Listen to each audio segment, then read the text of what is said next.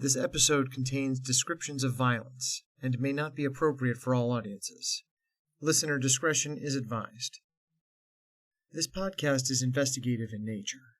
The theories and opinions expressed herein belong to the speaking parties and do not necessarily coincide with those of the series producers.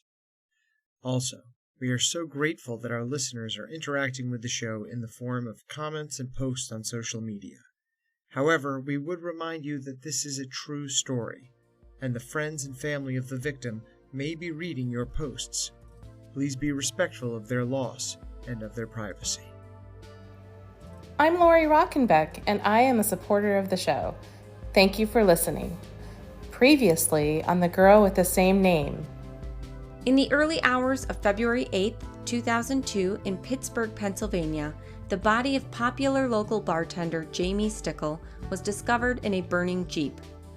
The Pittsburgh Police Department labeled her death suspicious, but the Allegheny County Coroner's Office found her manner of death to be undetermined, and for 22 years, that's how the case has remained, left as undetermined.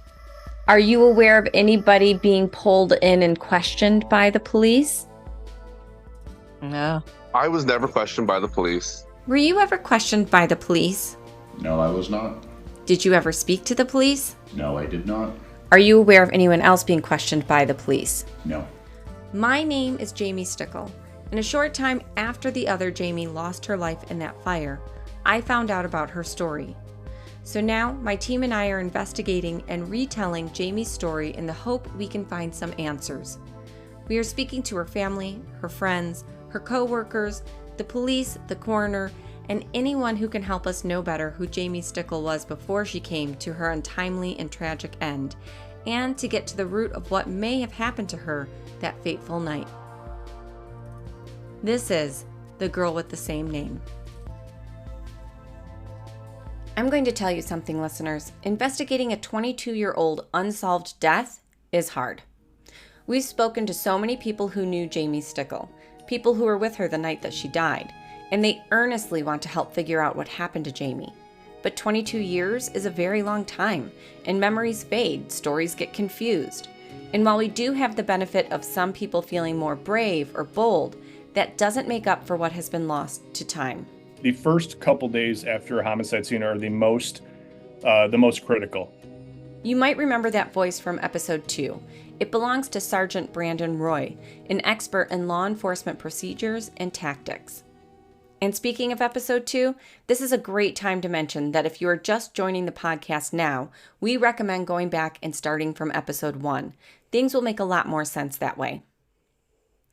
So we asked Sergeant Roy what kind of response a fire call such as this one might receive under today's guidelines.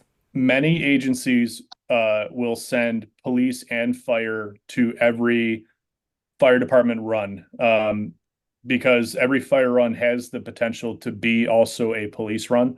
In many large cities such as Pittsburgh, Pennsylvania, it would not be uncommon for the fire department and an ambulance to go without the police unless there was some strong indication that there was a need for police. With a car fire, when the fire department got there and they extinguished the blaze, once they discovered a body in the vehicle, the fire department kind of hits pause and then it becomes a police scene. One of the challenges with a fire department response initially is if they get there and they don't immediately recognize that there's a body in the car, that is part of their protocol when they get there to make sure there's nobody inside. But their priority is preservation of human life and extinguishing the fire. Their priority is not preservation of evidence. That aware of that priority, but that is not their priority. So they're going to extinguish the fire. They're going to check for signs of life, and then they're going to stop. So there's also a really good chance that the fire department response and the intervention from the fire would have contaminated the original scene. Because the fire, they walk all over the place. They're going to be prying parts off the car, potentially. They're going to be prying open the hood. They're going to be doing their thing to extinguish the fire and to provide medical aid to anybody inside. So that's problem number one with a fire. So in this instance, the fire department puts out a blaze, and once the fire is extinguished, then they realize that there's a body in the car. Okay. So they've already done severe damage to a crime scene, and they have the best of intentions, but putting out a car fire, in just a general sense, it's a lot of water. Then they're prying parts of the car open. They're disconnecting the car battery. They're spraying water into the engine compartment. They're spraying water into the passenger compartment. They have done a lot of damage to the scene already. I know that going in as a detective. So what happens next? They find the fire, detectives get a call, or they are already on scene. What is the next step to occur? So patrol officers would have been the first to respond. The patrol officers are going to cordon off the area, and they're going to do their best to preserve what evidence remains. They, in most cases, especially a scene as described before, where there are, personal items scattered about the scene. Spraying water also creates really damp environment, obviously. So there's going to be shoe impressions. There's going to be all kinds of things that need to be preserved. So the first responding officers, if they're good, they're going to document the scene as thoroughly as possible, which includes all of the things that the fire department did, so it can be ruled out later. So they're going to take pictures of the tire print on the fire truck. They're going to take pictures of the bottom of the firefighter's boots, so they can rule out those shoe impressions from the scene. If the firefighters interacted with the car, they're going to take elimination fingerprints. They're going to take potentially elimination DNA. Elimination DNA is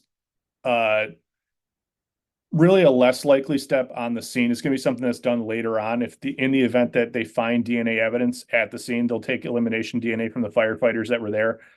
And then it's on the scene, it's all about documentation. So your initial response to the scene is making sure that you get the best and most thorough snapshot of what's going on possible.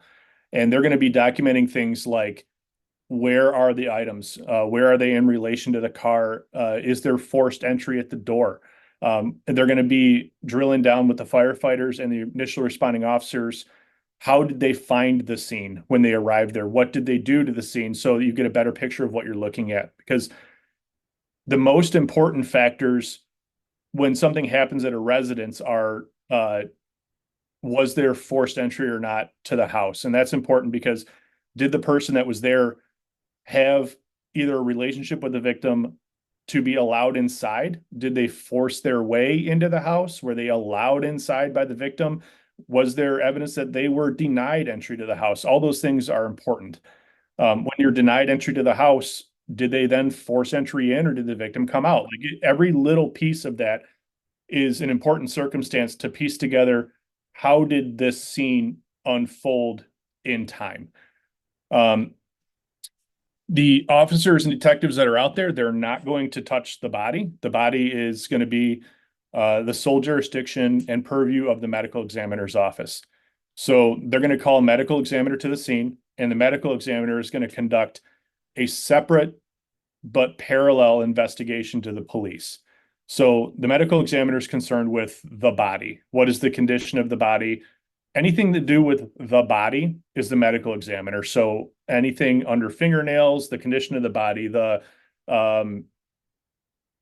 clothing, anything to do with the body itself is the medical examiner. And the cops are going to be really hands off to that. The cops and the detectives and the first arriving patrol officers are going to do a canvass. They are going to go and knock on doors anywhere in the immediate vicinity of the scene that could have possibly had a witness. So neighboring apartments, neighboring houses, they're going to look for cameras. They're going to look for anything that can potentially generate a lead down the line. They're going to gather all that information. They're going to ask those witnesses about anybody that they can't contact. Hey, do you have a neighbor? Do you know how I can get a hold of your neighbor? Yeah, she lived in an industrial area, so there wouldn't have been any neighbors.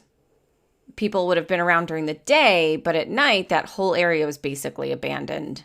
The idea is to get as much information as you can on the front end, because as time passes, the quality of your witnesses, the quality of their recollection, and the availability of evidence deteriorates rapidly, especially with surveillance cameras, and especially in 2002. Why is that? In 2002, you're probably still working off a lot of VHS tapes or other physical recording mediums that overwrite over time. So in a lot of cases, they'll pull the VHS tape or they'll just allow the VHS tape to roll right over itself. So that those things are time sensitive.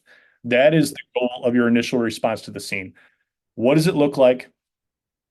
Gather as much information as you can. And you really only have one opportunity to do that. And that's your initial response to the scene. You mentioned the parallel investigations conducted by the police detectives and by the medical examiner, or in this case, it would have been the Allegheny County Coroner's Office. At what point, if ever, are the findings of the two agencies shared in order to give a total picture of the event? It's a two-way street with that. So at our agency, the first couple days after a homicide scene are the most critical. So after you leave the original scene is like one puzzle piece to a larger investigation. The original scene informs a lot of the other stuff. So with the original scene, it's all about documentation. It's photos. It's taking impressions. It's taking measurements. Where is everything in relation? Because all that information is going to come into light later on. So like it's all about the strong documentation of a scene. As you go into later days, it becomes more about analyzing the stuff you found at the original scene and in the investigation of the things that you learned on the scene. So victimology becomes really important. Victimology? You're trying to recreate at least the last 24 hours of a victim leading up to their death. Those previous 24 hours are really, really important to getting a full picture of what led up to the crime, because random acts of violence are relatively rare. They're generally informed by the previous 24 hours. So like in this case, you had Jamie interacting with her ex, Jamie interacting with the new girlfriend, Jamie having an argument with these people. All those things are super pertinent to what led up to her death. And in my opinion, if I were the detective, that's where I would have started. We recorded this interview with Sergeant Roy in March of 2024, 8 months into our investigation and having spoken to a number of law enforcement personnel. But this is the first time we heard a name given to something we've frequently heard was missing from the investigation of Jamie Stickle's suspicious death: victimology, the study of the victim herself. Her demeanor, what she was talking about, what she seemed concerned about, what was her state of mind? Was she upset about something? What did she mention in conversation? All those things are all going to be pertinent. We all now know from episode 3 that at least 3 people who interacted with Jamie that night and have commented to us about her state of mind were not even approached by the Pittsburgh Police Department. And in case you were wondering if victimology was a newer investigative technique adopted by police departments since or after 2002, it was not. Victimology has been a vital component of criminal investigation since its development in the 1940s. Another thing that we benefit from in 2024 that may not have been as beneficial in 2002 is cell phones and digital evidence and social media and the digital footprint. That is always pertinent to a case now. If the victim in 2002 had a cell phone, that's certainly something that they would look at too, how they interacted with the cell phone, because there's things you'll never know from witnesses, you'll never know from surveillance, you'll never know from your initial scene that you'll only get from their mobile device, because they're such an intricate part of people's lives nowadays. We can't say for certain that the Pittsburgh PD retrieved Jamie's cell phone, although news reports do indicate that her phone was found laying on the pavement outside of her vehicle. So if you were investigating and you got her phone and you saw that she had a long phone call with her sister within the time of her death, would you talk to the sister? Yes. What is the duration of the call? Do you know? I think it was an hour. Oh, well then absolutely. If you have an hour phone call, 2 hours to your death, absolutely, that's something that you're following up on. Yep. And what about the last person she would have seen, and who would have seen her leaving the area before her death? So an hour before her death, she leaves the area where she was working and hanging out, and she sees one last person, has a conversation. They helped her get her car out of a tight spot in the parking lot. Would you interview that person? Oh yeah, absolutely. Yep. The person we're referring to is Scott Noxon, the owner of Sidekicks, the bar where Jamie had been working earlier that evening. Here's Scott in a 2019 interview with KDKA. She was sort of stuck in and was like, okay, back up this way, left, right. And I got her out of the lot. We waved, see you tomorrow. Scott confirmed to us on an unrecorded phone call that he was never questioned by the Pittsburgh Police Department. This goes back to the victimology side. As a detective, I am trying to recreate in as much detail as possible, at least the previous 24 hours to a death. And I am gathering everything I can. Who was the victim hanging out with? If I can interview that person, what did you talk about? What was the demeanor of the victim? Where were you? Try to pull surveillance of where the victim was, see if there's something that stands out in that video. You're gathering every single detail, no matter how small, from the previous 24 hours. And realistically, you only have a couple days to do that before that data starts to fall off. So the first couple of days of a homicide investigation is a blitz of gathering information. And then once you start losing those leads to go follow up on, then you start analyzing in depth what you found. But it's all about just sucking in just as much as you can. There's no detail too small, and there's no witness that you don't try to get to. Right. So Jamie was a really popular bartender. She worked at night, starting probably around 9, maybe 10. And she generally worked until closing, which would have been around 1:32. So all the people who would have last seen her would have been the nighttime bartenders, bouncers, patrons. Would you try to get those people first, or would you go to the bars in the morning when they open? I guess it depends on their connection with it. So again, as much information as you can get is definitely pertinent. I think that there's more emphasis on talking with the people that she was with, the closing bartenders and the people that were with her in the closest proximity to her death. But again, if you're a detective and you're resuming your investigation the next morning, you may go talk to those opening bartenders and opening patrons first, just because of availability. And your time, you have time to go do it right then, and then you catch up with those other people when you can.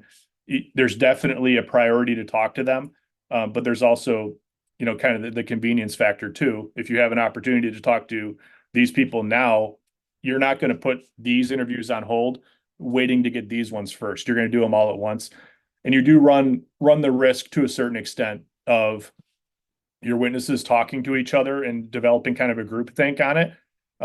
You want to get a witness as segregated as you can, so you're getting their account, not the account they built off of what everybody else told the police.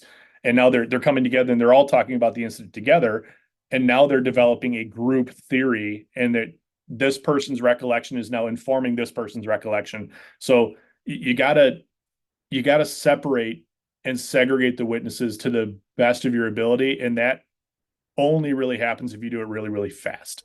So how do they do that? If you want to get someone who was there the night before, do you just hang out at the bar and wait for them to show up at work again?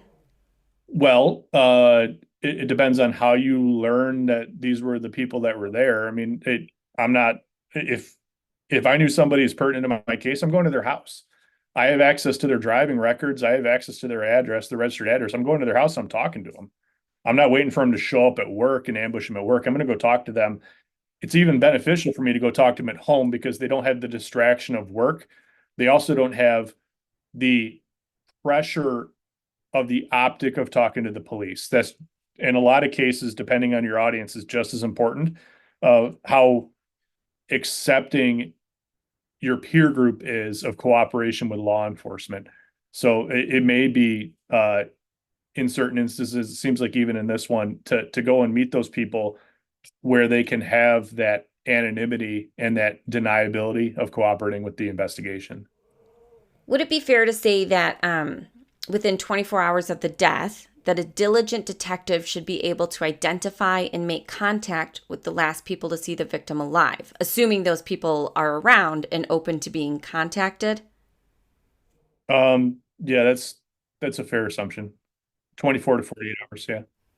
We have heard that detectives did question employees and patrons of several bars on Liberty Avenue on the morning of February 8th, 2002, and made subsequent visits to those bars on other occasions over the course of the next several months. Yet, it is still troubling that in our investigation, 22 years after the fact, we have managed to speak with several individuals who interacted with Jamie Stickle in the hours before she died, and none of those people were ever interviewed or were even approached by the Pittsburgh PD. By all accounts, Scott Noxon was the last known person to see Jamie alive, and he gave his account of that encounter on television 3 years ago. Yet, according to him, he still has not been asked to give a statement to the police. Can we go back to the scene of the incident for a second?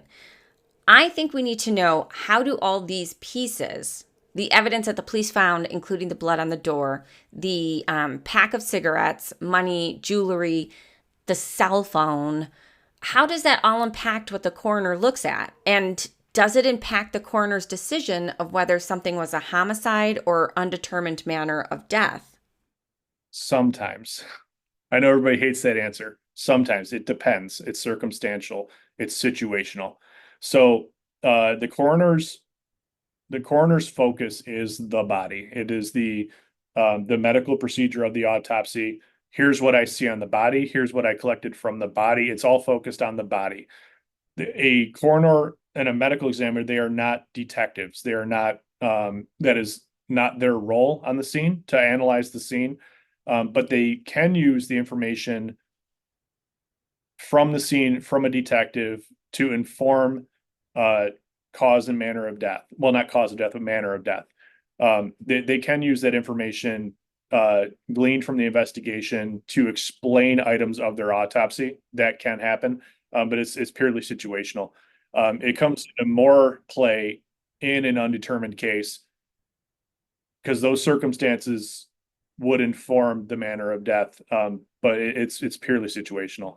Okay, well, we have this detective, Joe Myers, who has stated his personal belief that it was a homicide. So why wouldn't someone in his position fight or petition to have the manner of death reclassified? Again, it's situational. The police cannot demand a change in manner of death from the coroner. They're separate, independent agencies. The coroner is going to be more scientific and less theory, where the police can certainly have theories as if it's supported by evidence, but in these cases, it's not what you know, it's what you can prove. I can have all the theories in the world, and I know this happened like that, but unless I can prove it beyond a reasonable doubt in front of a jury in a court of law, it's nowhere. It's whatever happened, the coroner was not comfortable and convinced to make a determination of homicide in this case. And without a determination of homicide, you don't have a homicide case. You can't prosecute a homicide unless you have a determination of homicide as manner of death.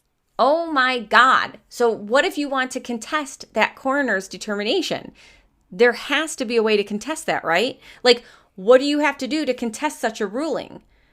What do you do to proceed and have something changed? I mean, you can make an argument, you can appeal or have a second opinion based on the report.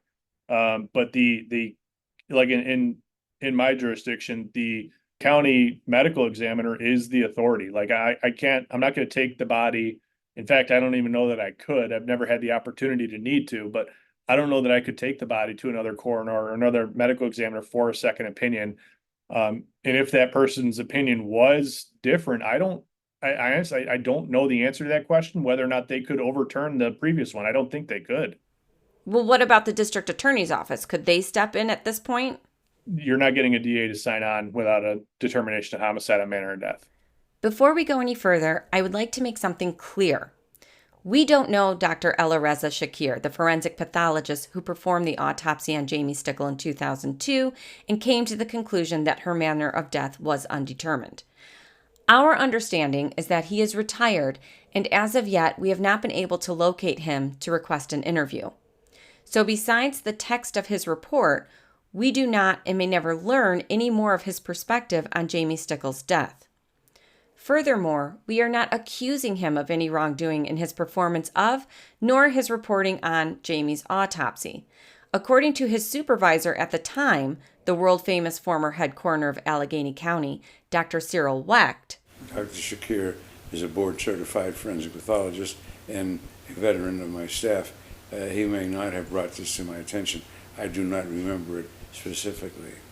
What we are saying is that it seems he may have performed Jamie's autopsy without any oversight, and when he came to the conclusion that he couldn't figure out her manner of death, he didn't seek any second opinions or bring the matter to his boss, the coroner who was brought in to perform pathology on the likes of President John F. Kennedy, his brother Robert F. Kennedy, the actress Sharon Tate, who was murdered by followers of the infamous cult leader Charles Manson, and the heiress and socialite Sonny von Bülow, to name just a few of his more notable cases.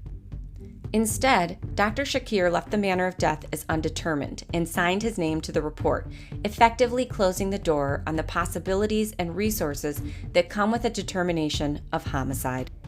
Because as we now know, there's no system of checks and balances when it comes to a coroner's or medical examiner's determination. It can only be changed by that same department. And we've been told by Dr. Wecht himself that the only circumstance under which a coroner or medical examiner will re-examine their own determination is if new evidence is brought to light. And what does that mean? It means that there is no instrument by which to hold a coroner or medical examiner accountable for any mistake or oversight they might make. There's no system for review of their work or determinations. It seems they wield a power of finality and irreproachability that does not exist in any other area of medicine or law enforcement. This is not just a hypothetical exercise in pointing out systemic flaws. We asked Dr. Wecht to review Jamie's autopsy report, and he disagreed with some of Dr. Shakir's conclusions, most notably, I'm quite doubtful that it is one of those situations in which you get spontaneous fractures associated with the intense heat. If Dr. Shakir had not ascribed the artifactual skull fracture to the heat of the fire, then he would have had to account for it another way. Perhaps this would have been one of those situational moments when the findings of the police detectives would have been incorporated into the pathology. Perhaps the blood found on Jamie's front door would have been considered, or the pool of blood found outside of her vehicle. We can't say for sure, nor can we say whether that evidence would have been enough to determine a homicide.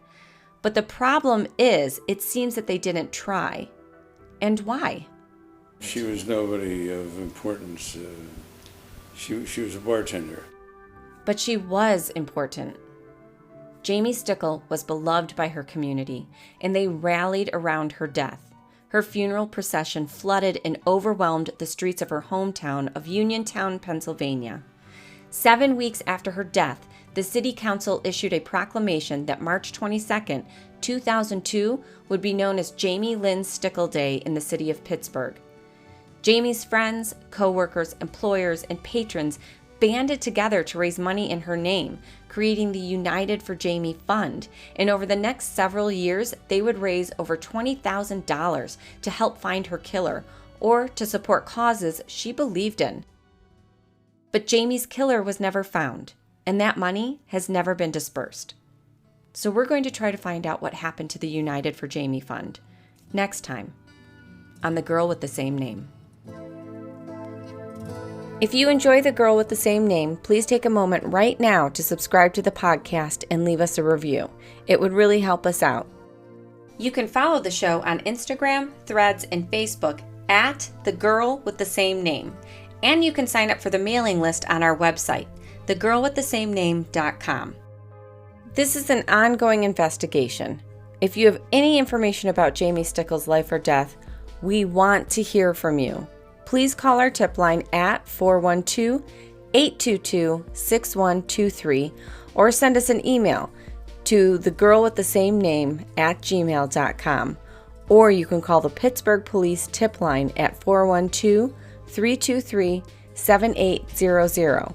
If you have photos, video, or audio recordings of Jamie, you can send them to us or share them on social media and tag the show at The Girl with the Same Name. The Girl with the Same Name is a production of Make That Paper Productions. I am your host, Jamie Stickle. This episode was researched, written, and produced by myself and Jason Bieber, and our assistant producer is Madison Westenheiser. The show was edited and sound designed by Jason Bieber. Chloe Naffey and Morgan Manfredo were our interns. The original theme song was composed and recorded by Brian Hendricks. Additional music and sound effects are from freesounds.com or were generated using Songburst AI. We would like to thank the following people who generously contributed their time and expertise. Our legal counsel is Amanda Moghadam. We received private investigation assistance from Lori Rokenbeck. Our law enforcement advisor is Sergeant Brandon Roy. And Superfan Promotions did our publicity. We'd like to send an enormous thank you to all our Kickstarter supporters. Without your contributions and belief in our work, we would not have been able to tell Jamie's story. Thank you. And special thanks go out to Parvesh China, Brian Assman, George Leon, Daniel Alexander, Jim Shepard, Grant Wood, Stephen Skoblick, and April Cass.